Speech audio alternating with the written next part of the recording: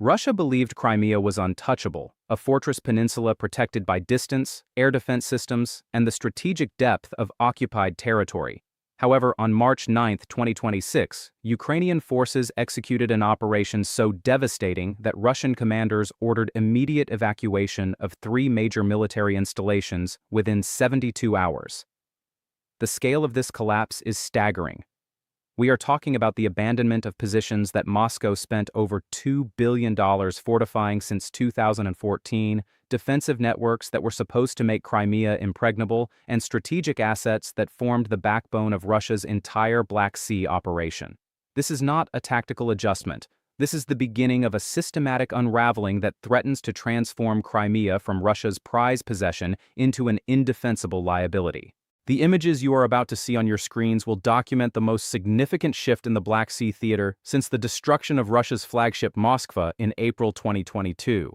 What you see is not just military hardware in retreat, but the collapse of a strategic assumption that has governed Russian planning for over a decade. The footage shows convoys streaming across the Kerch Bridge under cover of darkness, ammunition depots hastily evacuated, and air defense batteries repositioned dozens of kilometers eastward. But that is not the most shocking detail. There are 3 interlocking factors that have turned Crimea from Russia's fortress into a trap, and we will explain each of them in the later parts of this video. Now we must look at exactly what happened on that night in early March that shattered Moscow's confidence. According to reports from the Institute for the Study of War, the operation began at 02:17 local time on March 9, when Ukrainian long-range strike capabilities targeted the Belbek air base near Sevastopol. The location you see on the screen is one of Russia's most critical forward operating bases, home to Su-30SM fighters and Su-24M bombers that have conducted thousands of sorties against Ukrainian cities. The attack employed a sophisticated combination of Neptune anti-ship missiles modified for ground attack, Storm Shadow cruise missiles provided by the United Kingdom, and ATACMS ballistic missiles recently authorized for deep strike operations by Washington. The coordination was surgical. Within 18 minutes, Ukrainian forces had struck ammunition storage facilities, aircraft shelters, and the base's primary runway, rendering it operationally useless. Satellite imagery analyzed by the Center for Strategic and International Studies confirms the destruction of at least 12 aircraft on the ground, damage to fuel storage infrastructure valued at approximately $40 million, and complete disruption of the base's ability to conduct flight operations. But Belbek was merely the opening move in a much larger strategic chess game. Simultaneously, Ukrainian forces struck the port facilities at Sevastopol itself, targeting the dry dock facilities that service Russia's Black Sea fleet. The technical execution of this attack reveals Ukraine's growing sophistication in multi-domain operations. According to German intelligence reports, the strike package included unmanned surface vessels, essentially remote-controlled explosive boats that penetrated Sevastopol's harbor defenses, while airborne assets suppressed Russian air defense systems. The dry dock facilities housed 2 Kilo-class submarines undergoing maintenance, a Grigorovich-class frigate receiving upgrades, and critical repair infrastructure that cannot be easily replaced. The economic damage exceeds $300 million, but the operational impact is far more severe. Russia's Black Sea fleet now lacks the in-theater repair capability necessary to maintain combat readiness, forcing vessels to transit to Novorossiysk or even back to Baltic shipyards for major maintenance. This extends maintenance cycles by weeks or months and reduces the fleet's operational availability by an estimated 30 to 40%. The third prong of the Ukrainian offensive targeted the Jankoy Air Base in northern Crimea, a facility that serves as the primary logistics hub connecting Crimea to Russian-occupied territories in southern Ukraine. The destruction here was particularly devastating because it severed a critical node in Russia's military supply network. ATACMS missiles struck the railway junction adjacent to the airfield, destroying switching infrastructure, demolishing storage warehouses containing artillery ammunition, and creating crater fields that will require weeks to repair. Radio Free Europe reporters verified through local sources that Russian forces immediately began evacuating personnel and equipment from forward positions in Kherson Oblast, recognizing that their logistics lifeline had been cut. The Institute for the Study of War assessment indicates that this single strike has reduced Russia's ability to sustain operations in southern Ukraine by approximately 25%, forcing commanders to choose between abandoning forward positions or accepting unsustainable casualty rates from ammunition shortages. This brings us to the most crucial element that unlocked Ukrainian success in Crimea. For over a year, Western intelligence agencies have observed Russia systematically weakening Crimea's air defense network by redeploying S-400 and Pantsir systems to protect targets deeper inside Russia. According to analysis from the Royal United Services Institute, Moscow has relocated approximately 40% of Crimea's air defense batteries to shield oil refineries, weapons factories, and strategic installations from Ukrainian drone attacks. This created a vulnerability window that Ukrainian military intelligence exploited with devastating precision. The S-400 batteries that remained in Crimea were concentrated around Sevastopol and the Kerch Bridge, leaving interior installations like Belbek and Jankoy protected only by shorter-range systems that Storm Shadow and ATAC-MS can penetrate. The irony is exquisite. Russia stripped Crimea's defenses to protect the Russian heartland from Ukrainian strikes, thereby enabling even more devastating Ukrainian strikes on Crimea itself. Putin robbed Peter to pay Paul, and now both Peter and Paul are defenseless. The strategic implications of this operation extend far beyond the immediate tactical damage. Crimea has served as Russia's unsinkable aircraft carrier in the Black Sea, the platform from which Moscow projects power across the entire region and threatens NATO's southern flank. When Russian forces occupied Crimea in 2014, Western analysts warned that the peninsula would become a dagger pointed at the heart of European security. For 12 years, that assessment proved accurate.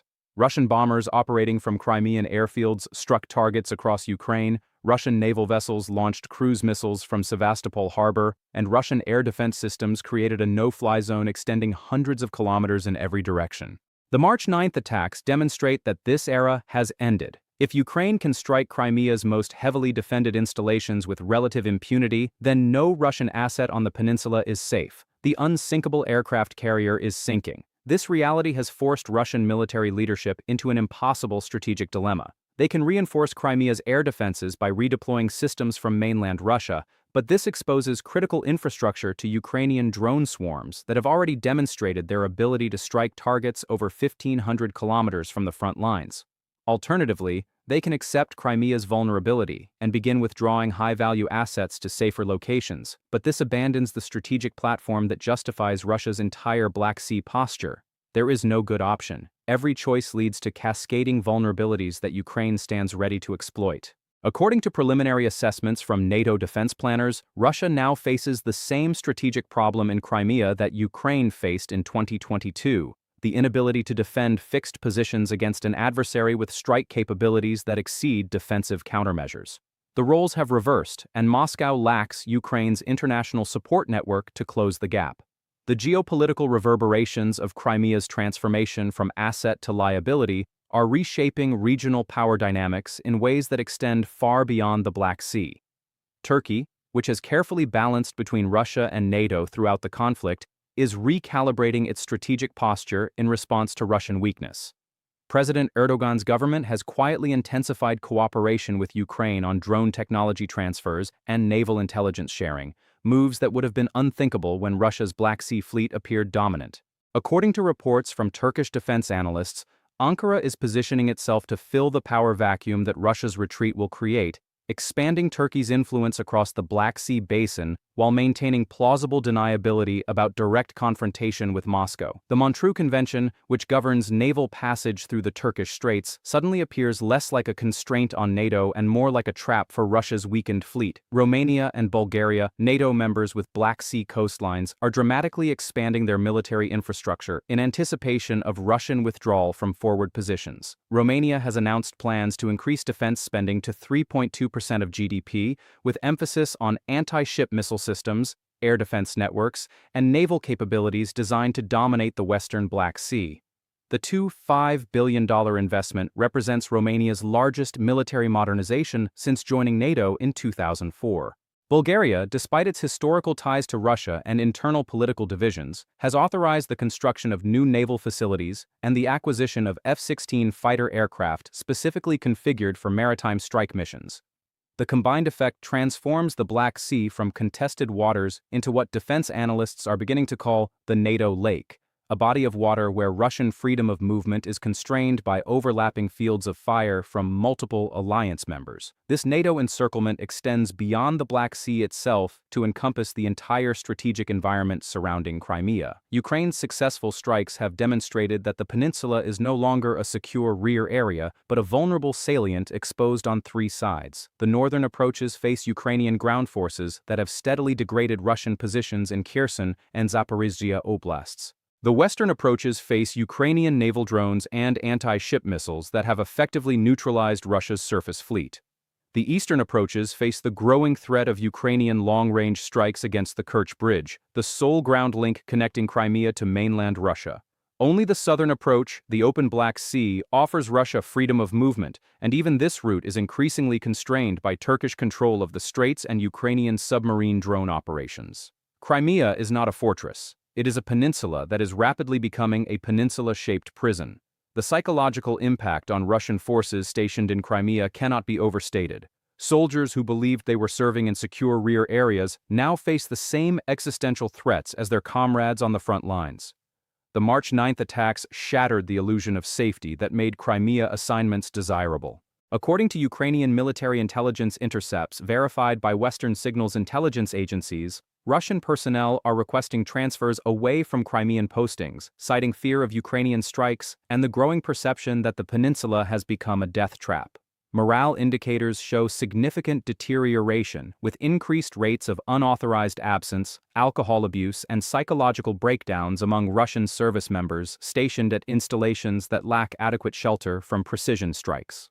These are not professional soldiers preparing for combat operations. These are frightened men who signed contracts expecting garrison duty in occupied territory and instead find themselves targets in a shooting gallery.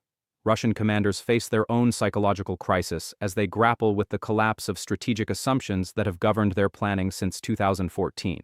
For 12 years, Russian military doctrine treated Crimea as the secure foundation upon which all Black Sea operations rested. Naval planners assumed Sevastopol would remain a sanctuary for fleet operations.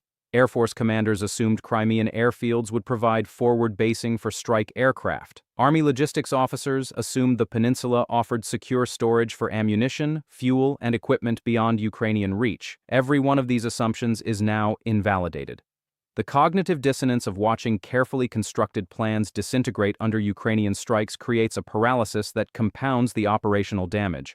Commanders who should be adapting to new realities instead freeze, hoping the situation will somehow stabilize, that Western weapons deliveries will cease, that Ukrainian capabilities will plateau. This hope is a luxury Russia cannot afford, and a delusion that Ukrainian forces are systematically destroying with each successful strike. The human cost of this strategic collapse manifests in ways that statistics cannot fully capture.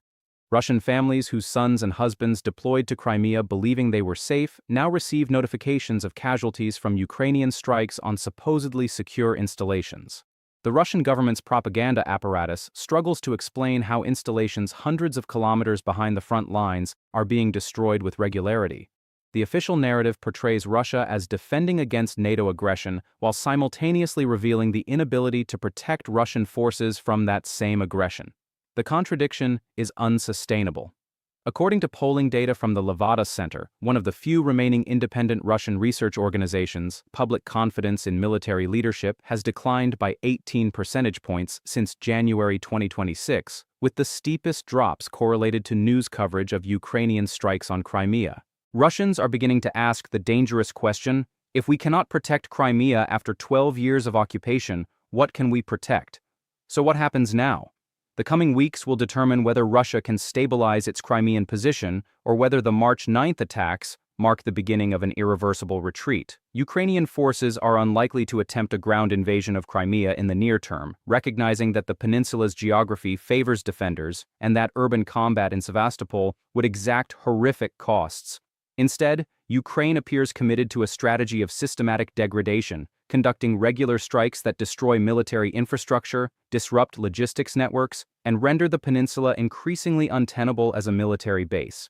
Each successful attack reduces Russia's ability to defend against subsequent attacks, creating a death spiral of declining defensive capability and increasing vulnerability. This is not a battle that Russia can win through reinforcement or determination. This is a structural problem that reflects the fundamental shift in military balance created by Western weapons deliveries and Ukrainian operational innovation. The geopolitical implications extend far beyond Crimea itself to encompass Russia's entire strategic position in the post-Soviet space. If Moscow cannot hold Crimea, the crown jewel of Putin's foreign policy achievements and the symbol of Russian resurgence, what can it hold? The question resonates across every Russian sphere of influence. Leaders in Central Asia watch carefully, recalculating their relationships with Moscow in light of demonstrated weakness. Officials in the South Caucasus pursue hedging strategies, strengthening ties with Turkey, Iran, and the West while maintaining formal relationships with Russia. Even Belarus, Russia's closest ally, has quietly reduced its military integration with Moscow and increased its economic diversification efforts. The Crimean collapse is not just a Black Sea problem, it is an empire-wide credibility crisis that threatens the entire architecture of Russian power projection. The nightmare that has descended upon Crimea carries with it the seeds of even greater disasters for Moscow. Ukrainian forces have demonstrated the capability to strike high-value targets across the peninsula with precision and relative impunity. The question is no longer whether Ukraine can reach Russian assets in Crimea, but rather which targets Ukraine will prioritize and when. The Kerch Bridge stands as the most obvious and strategically significant target, a structure whose destruction would sever Crimea's ground link to Russia and create a logistics catastrophe of unprecedented scale. Ukrainian officials have made no secret of their intention to strike the bridge, and the March 9th attacks demonstrate they possess the capabilities to do so. The only question is timing, and that timing will be determined by Ukrainian strategic calculations about when maximum damage can be inflicted with minimum risk of escalation. Russia knows the strike is coming but cannot prevent it, a situation that creates paralyzing anxiety throughout the command structure. Only time will tell whether Russia can devise a defensive solution to Ukrainian strike capabilities or whether Crimea's days as a Russian military base are numbered. What we can say with certainty is that the strategic landscape has shifted fundamentally. The peninsula that Putin seized as a symbol of Russian strength has become a symbol of Russian vulnerability. The fortress has become a trap. The prize has become a burden. And Russian troops, recognizing the danger, are running. The images of convoys fleeing across the Kerch Bridge under cover of darkness, of hastily abandoned installations, of air defense systems repositioned in panic, these are the images of an empire in retreat. Crimea was supposed to be forever. Instead, it may become the graveyard of Putin's imperial ambitions, the place where the illusion of Russian military superiority died under the precision strikes of a nation that refused to accept subjugation.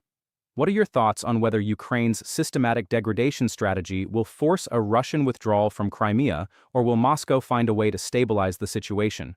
Don't forget to share your thoughts on this topic in the comments section. Don't forget to subscribe to our channel and like our video. The transformation of Crimea from Russia's greatest foreign policy triumph into a strategic liability represents one of the most dramatic reversals in modern military history. What began with little green men seizing government buildings in 2014 may end with Russian forces fleeing under Ukrainian fire in 2026, presented by TGN. Thank you for choosing us.